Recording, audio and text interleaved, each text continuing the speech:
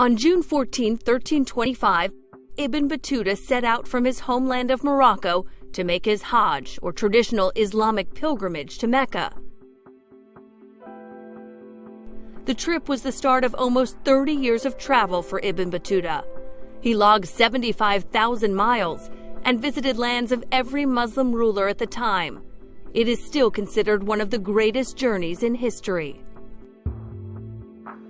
Ibn Battuta was born in Tangier, Morocco on February 24, 1304.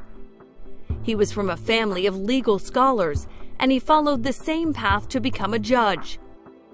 After finishing his education, he yearned to know more about the world, and so, at the age of 21, he began his pilgrimage.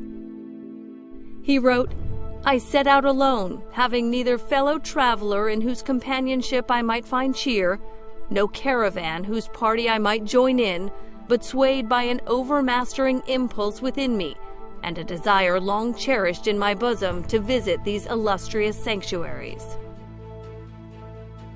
Battuta traveled along the coast of North Africa, passing through the cities of Algiers, Tunisia, and Tripoli, as he made his way to Cairo and Alexandria in Egypt. He then continued onward and traveled through the holy cities of Hebron and Jerusalem on his way to Damascus, Syria. After a year and a half of traveling, he arrived in Mecca in October of 1326, a place he would return to several times during his travels. Ibn Battuta traveled through Iraq and Persia, and also explored East Africa by crossing the Red Sea. Upon hearing of work in the Sultan of Delhi's court, he set out for India, and eventually made his way there through Turkey and the mountains of Afghanistan in 1334. Delhi was under Muslim control, and the Sultan welcomed Muslim scholars from abroad, such as Ibn Battuta, to serve as judges on his court. Battuta ultimately stayed in Delhi 8 years, until he was appointed the Sultan's envoy to China in 1342. He traveled south to Calicut and the Maldives Islands before continuing on to China by way of Bangladesh.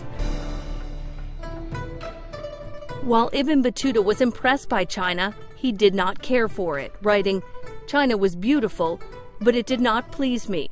I stayed indoors most of the time and only went out when necessary."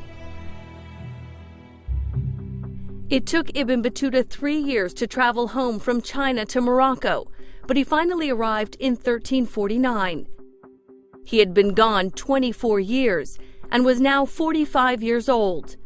He didn't stay long, departing shortly after for southern Spain by crossing the Strait of Gibraltar, followed by a journey across the Sahara Desert to Mali in West Africa.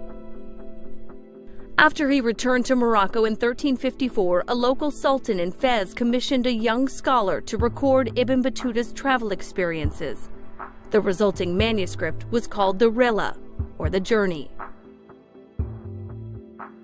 Ibn Battuta died in 1368 or 1369, but it wasn't until the 19th century that the Rihla was found and translated. In it he stated, "I have indeed, praise be to God, attained my desire in this world, which was to travel through the earth, and I have attained this honor, which no ordinary person has attained."